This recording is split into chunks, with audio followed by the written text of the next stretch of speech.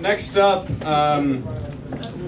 is someone very special for me. I've grown up loving stories, and stories were always a part of my family, and I would say primarily because of the woman who's coming up here to tell. Every time we would have dinner at my grandparents' house, my grandmother would regale us with the family stories of Franklin County or traveling to 40 countries around the world with her husband or whatever it is. She's full of stories, and so here to tell about her first, her love of her life is my grandmother, Annette McRay.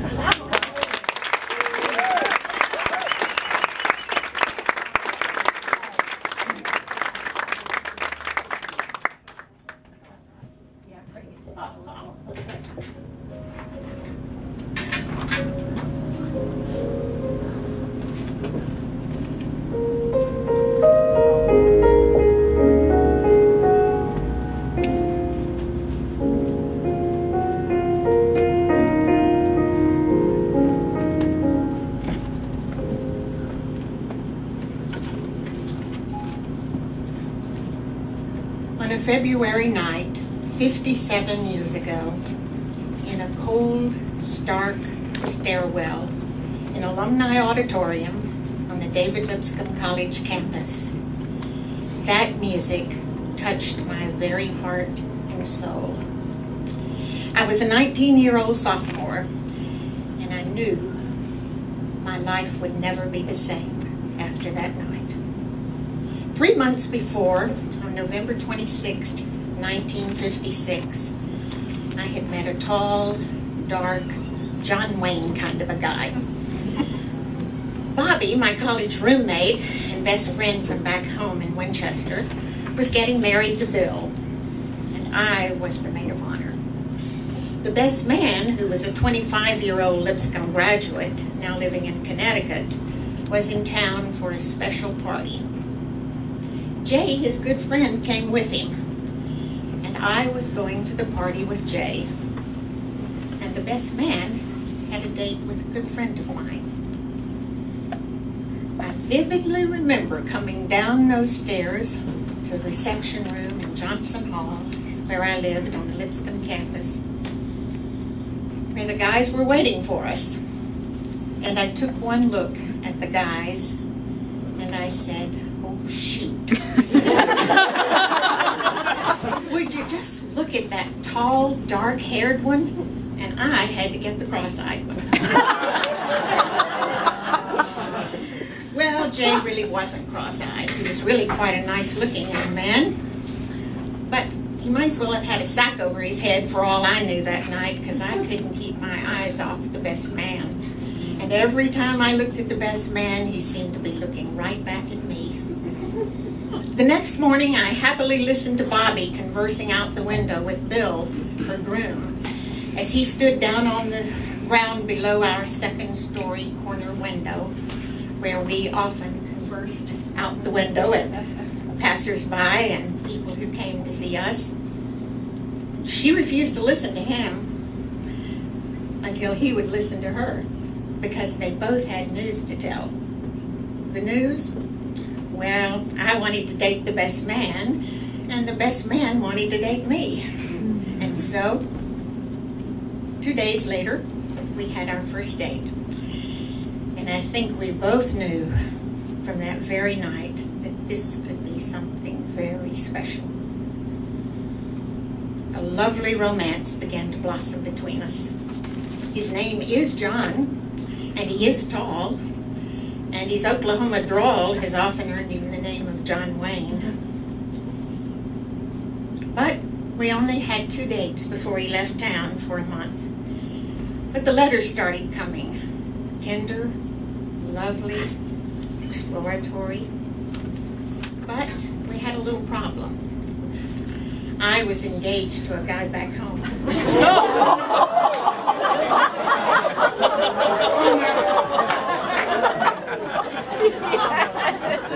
It was rather informal. Michael, could you bring me my water from down there? It's getting a little hot. Well, it was a rather informal kind of engagement. You know, one of those homecoming queen, football captain, teenage romance kind of things, you know. thought someday we were going to ride off into the sunset together. But as soon as I got home, I pretty definitely broke that one off. Because I wasn't quite sure what was going to happen with John. But one thing was for sure, I wasn't going to marry Walt. Well, John returned for the wedding in Winchester on Christmas Day. He was so handsome in his dark suit and quite chivalrous and the perfect date.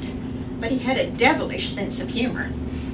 He picked up the groom's suit at the tailor's and substituted the suit pants with another pair of black pants, which he had just shredded, then hung on the coat hanger under the suit coat, and then got in the shower. And the groom started to get dressed. John said the scream could have been heard all over Franklin when the groom saw his pants. Well, the groom vowed revenge, even after the suit pants had been returned. Over the next 10 days, we saw each other as much as possible before he left for Connecticut on January the 5th. We both knew we were falling deeply in love, very quickly. And the letters and the love poems began to come. And each time, there was a growing realization that we were more and more involved. Well, we had another problem. This one took a little longer to resolve. My parents were not comfortable with the pace of our romance, nor with the difference in our ages. But by January 11th, the letters started arriving from Connecticut, from 1 to 3 a day, with beautiful declarations of love, in prose and in poetry. On January the 21st, 2 weeks after he left, about 8:30 in the evening, I was called to the community phone down the dormitory hallway in Johnson Hall for a long-distance call. A long-distance call was a big deal back in those days. Well, it was John with a marriage proposal. He asked, I said yes, and after 12 dates and only 45 days after we met, we were engaged. We immediately began writing about wedding plans. Now, on January the 30th, in the middle of a beautiful love letter, he wrote, Clair de Lune, my favorite of favorites is on the radio now. If you could only be here now. If I could only look into your angel eyes and hear you speak my name, etc.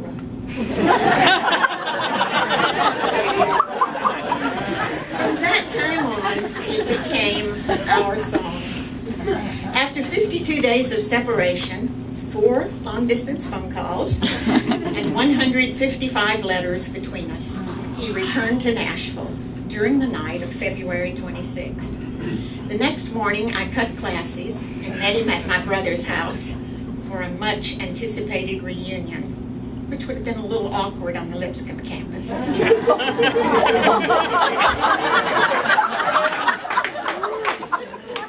We spent a wonderful day together before I had to get back to campus for play practice.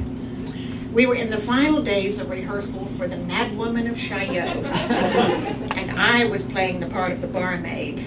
And one romantic scene almost sent John back to Connecticut.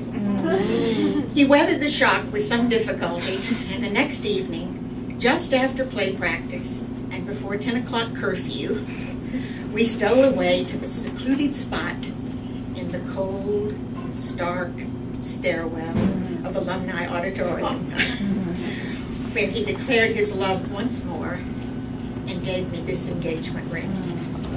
Remember Clair de Lune, our song? Just after he gave me the ring, and during a lovely kiss, someone began playing Clair de Lune on the grand piano in the auditorium. The stairwell suddenly wasn't so stark and cold anymore, but rather a very romantic setting because of our love and Clair de Lune. We were married on June 9th in the little church in my hometown, with Bill as best man and Bobby as matron of honor.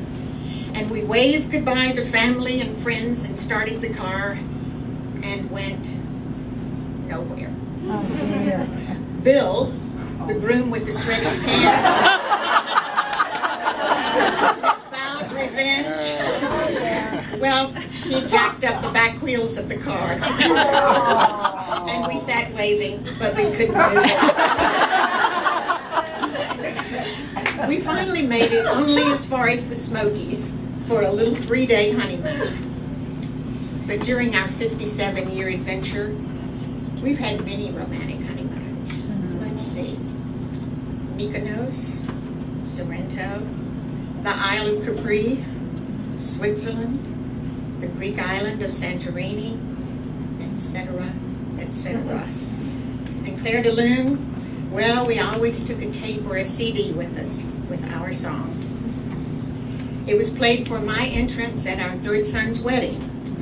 And on John's 80th birthday, our granddaughter Anna, in a lovely birthday concert for him, played Clair de Lune. It still touched a very deep place in my heart and made simply holding his hand a lovely experience. In one of my letters to John 57 years ago, I wrote, "If I live to be 80, I shall still take out your beautiful letters and reread them." This week, at age 76, I've done just that. And as I predicted so long ago, they filled my whole heart with joy and produced a glow in my soul. And I can still say, as I did so long ago, now and forevermore, with a heart that is yours,